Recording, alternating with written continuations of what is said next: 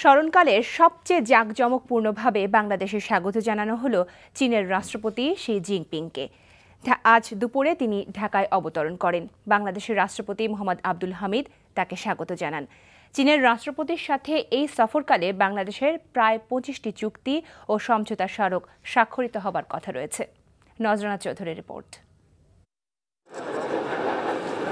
বাংলাদেশের আকাশসীমায় প্রবেশ করার পর চীনের প্রেসিডেন্ট শি জিনপিংকে বহনকারী এয়ার চায়নার বিমানটিকে এসকর্ট করে নিয়ে আসে বাংলাদেশ বিমান বাহিনীর 4টি ফাইটার। বেলা 11:36 চীনের প্রেসিডেন্টকে বহনকারী বিমানটি হযরত শাহজালাল আন্তর্জাতিক বিমানবন্দরে অবতরণ করে। বাংলাদেশের রাষ্ট্রপতি মোহাম্মদ আব্দুল হামিদ এ সময় তাকে বাংলাদেশে স্বাগত জানান। সেনাবাহিনীর আর্টিলারি কোর শি জিনপিংকে স্বাগত জানিয়ে রানওয়েতে এ সময় 21 বার তোপধ্বনি দেয়।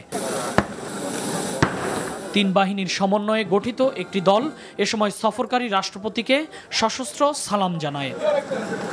বাজানো হয় 2 দেশের জাতীয় সঙ্গীত।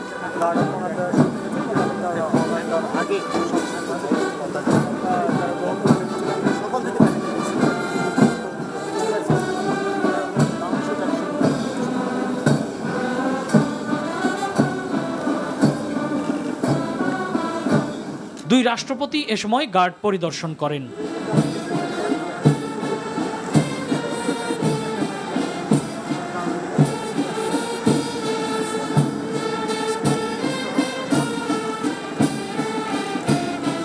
রাষ্ট্রপতি আব্দুল হামিদ সফররত চীনের প্রেসিডেন্টকে বাংলাদেশের মন্ত্রিপরিষদ সদস্যবৃন্দ এবং উচ্চপদস্থ বেসামরিক ও সামরিক কর্মকর্তাদের সাথে পরিচয় করিয়ে দেন।